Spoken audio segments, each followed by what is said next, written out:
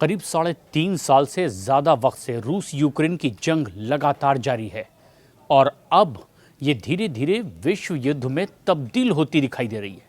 हालात ये हो गए हैं कि नेटो देश पोलैंड ने डंके की चोट पर कह दिया है कि रूस ने पोलैंड पर ड्रोन से हमले किए हैं और अब नेटो के 32 देश मिलकर के रूस से हमले का बदला लेने तैयार हो गए हैं।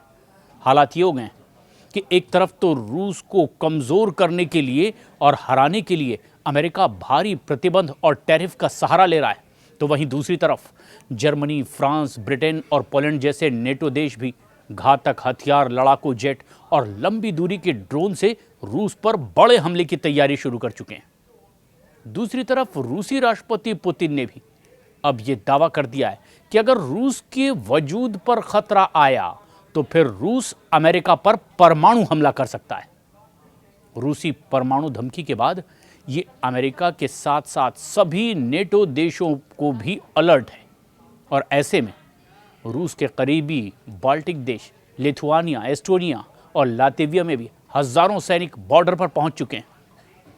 उधर ब्रिटेन के पीएम कीर स्टारमर ने भी ऐलान कर दिया है कि हम मिलकर के पोलैंड पर रूसी ड्रोन हमलों का बदला लेंगे। कुल मिलाकर हालात ये हो गए हैं कि अब यूक्रेन जंग के साथ साथ वर्ल्ड वॉर की तैयारी पूरी शुरू हो चुकी है। जैसे ही पोलैंड ने दावा किया कि रूस ने पोलैंड में घुस करके ड्रोन से हमले किए हैं, उसके बाद से नेटो देशों ने ये मान लिया है कि रूस अब यूक्रेन के साथ साथ नेटो देशों से सीधे युद्ध करना चाहता है। और रूस का मानना है कि यूक्रेन में पहले से ही नेटो के 32 देशों के हथियार रूस पर हमला करने के लिए तैयार है और उन्हीं का इस्तेमाल इस युद्ध में किया जा रहा है।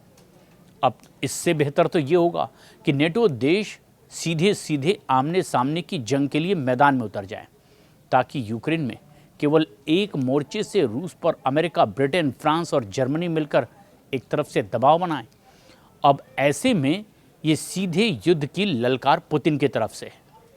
पुतिन ने एक अहम बात भी कही है। दरअसल वो ये कह रहे हैं कि अब तक की जो जंग लड़ी जा रही है वो 32 देशों की ओर से ही लड़ी जा रही है रूस के खिलाफ। कोई कह रहा है कि हम तटस्थ हैं, कोई कह रहा है कि हम इनडायरेक्टली सपोर्ट कर रहे हैं, लेकिन सारे हथियार, लॉजिस्टिक्स रूस के खिलाफ इस्तेमाल हो रहे हैं। और ऐसे में अब पुतिन के एक करीबी मीडिया हस्ती ने अमेरिका के वित्त मंत्री स्कॉट बेसेंट को एक खास बात कही है। रूस पर बेहद सख्त प्रतिबंध और टैरिफ लगाने की बात इनके जरिए सामने आई है। पुतिन के करीबी मीडिया हस्ती ने दावा किया कि अगर राष्ट्रपति ट्रंप के इशारे पर अमेरिका के वित्त मंत्री स्कॉट बेसेंट ऐसा कोई कदम रूस के खिलाफ उठाते हैं तो फिर रूस हर हाल में अमेरिका में परमाणु हमला कर सकता है। रूसी सरकारी टेलीविजन पर भी प्रस्तुतता है और पुतिन के करीबी सहयोगी व्लादिमीर सोलोव्योव ने अमेरिका को सीधे सीधे परमाणु हमले की धमकी दे दी है। और ये जानकारी पत्रकार जूलिया डेविस के द्वारा ऑनलाइन पोस्ट के जरिए एक वीडियो के जरिए सामने आई है, जो रूसी मीडिया के क्लिप के साथ साथ साझा की गई है। व्लादिमीर सोलोव्योव ने दो टूक कह दिया कि वो यानी कि अमेरिका कहते हैं कि रूस पर प्रतिबंध लगाने के बाद रूसी अर्थव्यवस्था तबाह हो गई, तो हम यानी कि रूस बातचीत की मेज़ पर बैठेंगे, इस बात का भी दावा है। लेकिन हम आपको बता दें कि परमाणु हथियारों से हमला हम करेंगे, यानी कि रूस की ओर से अमेरिका पर हमला होगा और फिर उसके बाद बस। व्लादिमीर सोलोव्योव ने एक बार फिर अपनी बात दोहराई, कहा हम हमला करेंगे और सब काम खत्म। व्लादिमीर सोलोव्योव ने कहा कि उनका ये मानना है कि यूरोप रूस के खिलाफ युद्ध की तैयारी कर रहा है और मॉस्को को कठोरता और भयंकर तरीके से लड़ना भी चाहिए इस युद्ध में। व्लादिमीर सोलोवोव का ये भी बयान सामने आया। पूर्वी यूरोप में बढ़ते तनाव के बीच में ये बयान बहुत अहम है, क्योंकि पोलिश प्रधानमंत्री टस्क ने भी ये बात कही।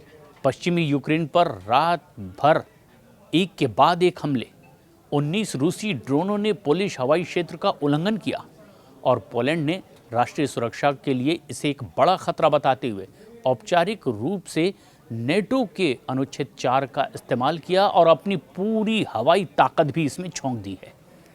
वहीं दूसरी तरफ पोलैंड ने अपने F-16 जेट से रूस के ईरानी ड्रोन शाहिद 136 को हवा में ही मारना शुरू कर दिया है और इसे रूस ने बर्बर हमला कहा है। रूस ने दावा किया कि रूसी ड्रोन हमलों का टारगेट यूक्रेन था, ना कि पोलैंड। और रूस ने यह ऐलान किया कि पोलैंड को रूसी हथियारों पर हुए हमलों का जवाब देना होगा और रूस इसका कड़ा जवाब देगा भी। लेकिन गौर करने वाली बात यह है कि अमेरिका को रूस की तरफ से परमाणु धमकी और यूक्रेन के साथ साथ पोलैंड पर दूसरी जंगी मोर्चा खोलने की भी बात बहुत भयानक और विनाशकारी हो सकती है, क्योंकि पुतिन ने एक हफ्ते पहले ही बयान दिया कि अगर रूस के खिलाफ यूक्रेन ने मोर्चा खोला तो रूस न सिर्फ बड़ी जंग से यूक्रेन पर कब्जा करेगा, बल्कि यूरोप और नेटो देशों को भी कड़ा जवाब इसका देगा। ये अंदाज़ा लगाना बेहद मुश्किल है कि अगर परमाणु जंग छिड़ी तो कौन सा देश इसमें जीतेगा।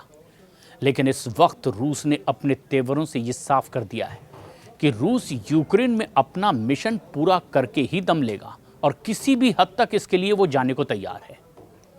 रूस के राज्य परमाणु ऊर्जा नियम ऐसे ही महानिदेशक एलेक्सी रिचकोव ने भी बयान दिया और उन्होंने कहा, जो ये साबित करता है कि रूस ने बड़ी परमाणु जंग की तैयारी मुकम्मल कर ली है।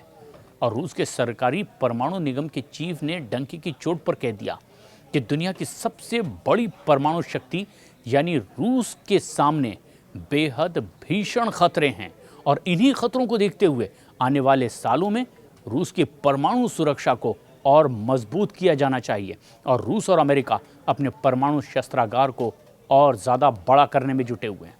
इससे आने वाली परमाणु सशस्त्र मिसाइलों का पता लगाने और उन्हें रोकने के लिए इस्तेमाल की जाने वाली प्रणालियां भी शामिल होंगी।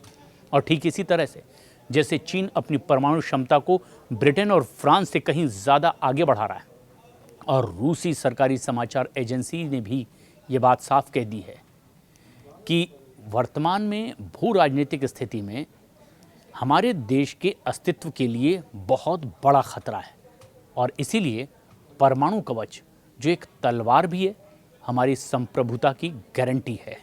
यानी चारों तरफ से ये बात सामने आ चुकी है कि अब इसके बाद कुछ और देश यूक्रेन का साथ देते जंग में उतरते दिखाई दिए तो रूस परमाणु हमला करने के लिए पूरी तरह तैयार है और सीधे पहला निशाना अमेरिका बन सकता है।